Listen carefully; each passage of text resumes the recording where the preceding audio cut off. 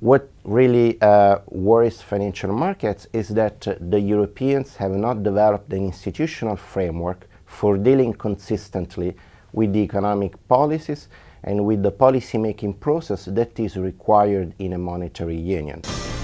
This is At Brookings, a weekly in-depth look at the issues behind the news. This week, the meetings of the G8 and G20.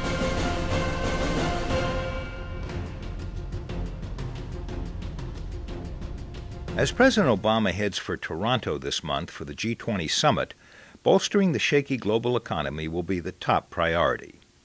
While the gathering was already set for a discussion of the overall global recovery, the continuing crisis in Europe has sharpened its focus. Non-resident senior fellow Domenico Lombardi previews the issues that await Obama and his fellow world leaders at the summit. Is it likely that the ongoing European debt crisis is going to dominate this G20 meeting? Clearly, over the latest few months, the European crisis has somehow shaped the discussion on the global recovery. There are repercussions all over the world, including in the US, but not only in the US. And of course, the G20 summit will provide the key opportunity for the world leaders to exert pressure on the Europeans. First, they will try to understand what's going on, what their policy response is and will be in the coming months.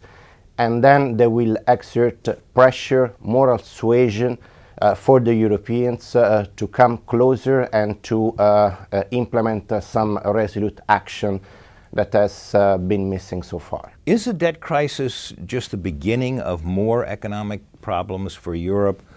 Or has this crisis that broke out in 2008 pretty much ended? The European crisis would have come anyway. Clearly, it was facilitated by the international financial crisis.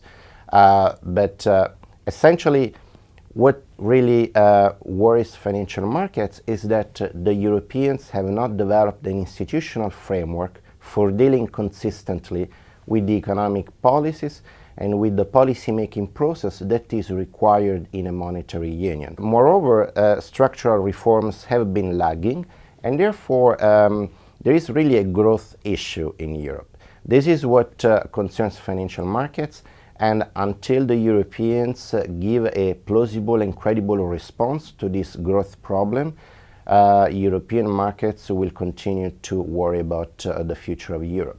Let me ask you about some specific economies. Spain, Portugal, Ireland, even Britain. And possibly Italy. And Italy.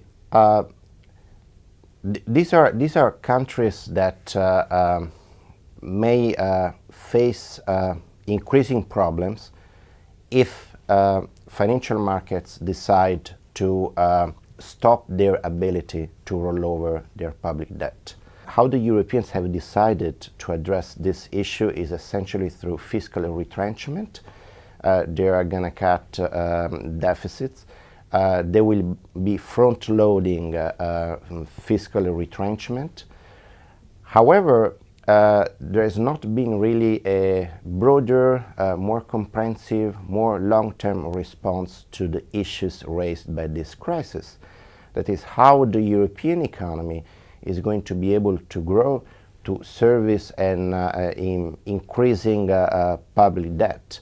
Do you think that the steps that you've talked about here are going to succeed? It's very difficult to say because the Europeans are at a very defining moment in their recent history. Their recent history has been marked by increasing integration, and they have been so far pretty successful at that. Now, what this crisis is telling them is that they have either to integrate further or eventually they will have to disintegrate. And this is clearly something that no one is really looking forward to. My concern is at the moment there is not enough appetite among the European electorate for further integration. What's the impact of the European crisis on the United States? The European economy is really the largest trading partner for the US. If the European economy doesn't do well, if the European economy falters, clearly this means less export opportunities for the American producer, and therefore this is going to jeopardize the objective set by the Obama administration to double exports in the coming years. Thank you so much for being here. Very informative. Thank you. I'm Ron Nesson. See you next week at Brookings. At Brookings is produced by the Brookings Institution. To learn more about the issues discussed on At Brookings, visit our website at brookings.edu.